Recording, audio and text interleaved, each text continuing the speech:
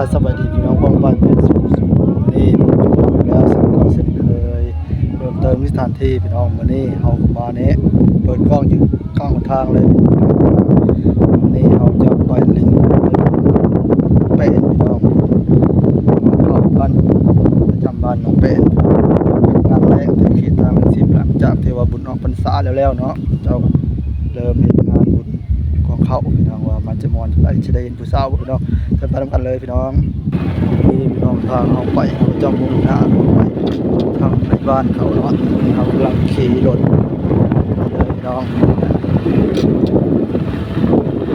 หน้าเลยพี่น้องไปรถของเราจะมาเสียเจอเลยเพราะว่าทางตอนนี้ว่าเขา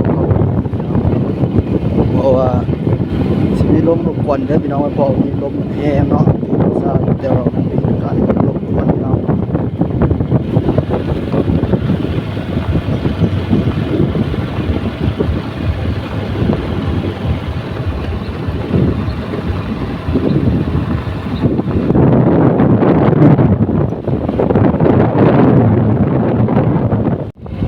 ้องมาหอดบน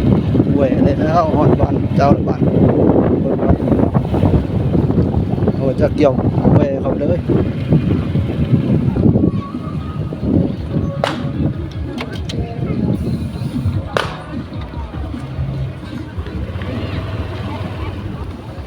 มันจะหลาชีลุงนี่นะเอารถ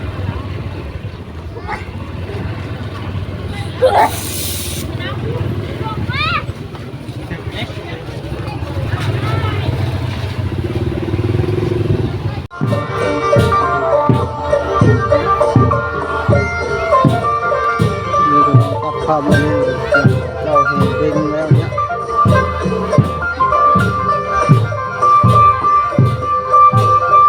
งานบุญน้องแป้งเป็นงานบุญกองเข้านี่แซ่บผู้สาวกับมาหลายพอสมควรเลยมีห้องกระเป๋ามาท่องอยู่ตรงนี้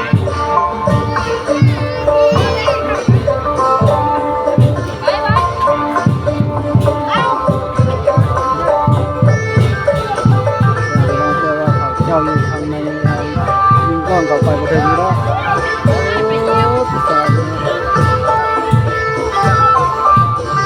ก็ยิ่งเต้นอยู่ตรงสายงานอะไรงานกองเข้าบ้านเราแปลอยู่นะ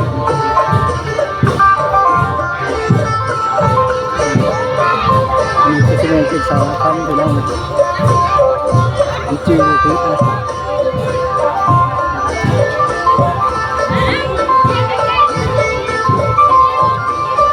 เพิ่นกับมาพี่น้อง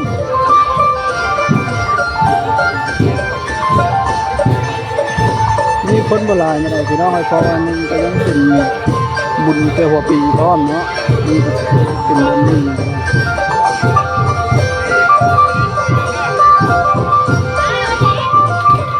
นั่นเป็นเราเล่นตีพี่น้องเดี๋ยวเสกแรง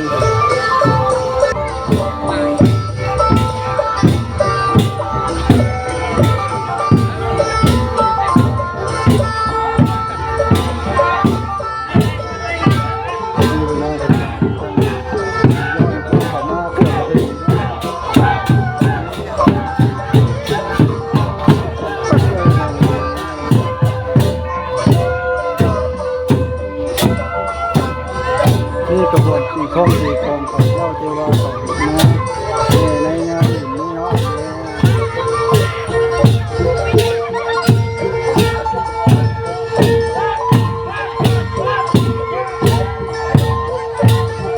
มีเย็ดเล่นกับสาวแล้ว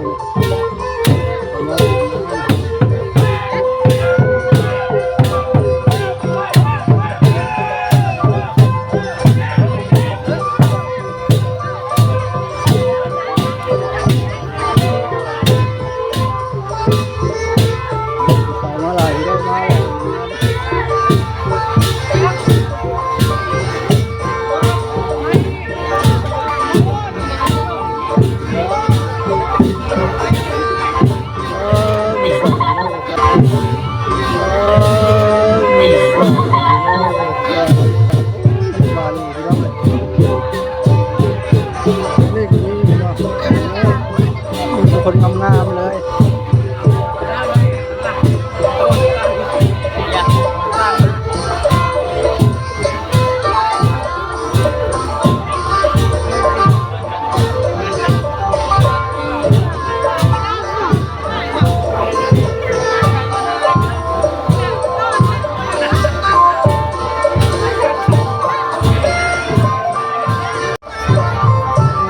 ผู้สาวโซฟี่แล้ววัน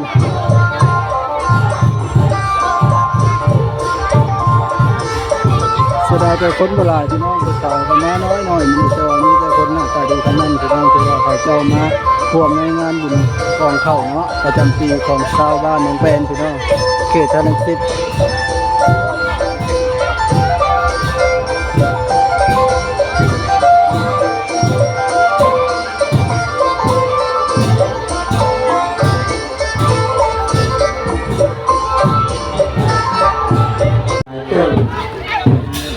อาจารย์เรียนทำเนาะ เป็นรอบสุดท้ายแล้วพี่น้องเราเขาเจ้าแห่มาอีก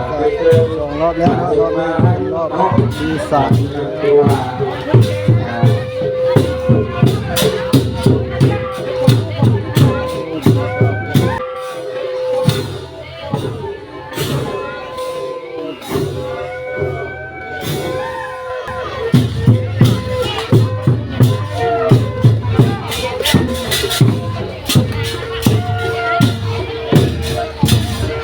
แต่ขบวนคือเราพี่น้องเสิร์ฟคือสั่งแต่มีเบื้องแล้ววัน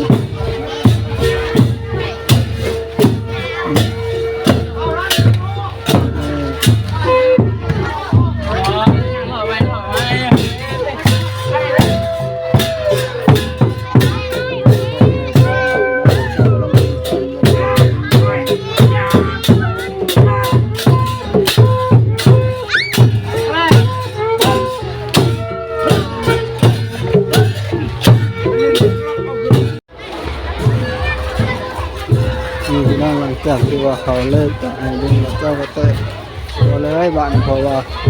เราอยู่บ้านไกลเกี่ยมเมื่อพี่น้องเราอยู่บ้านไกลเขาเจ้าก็เมื่อเส้นเดียวกันนะเพราะว่ามันมีคนเมื่อวานเป็นไง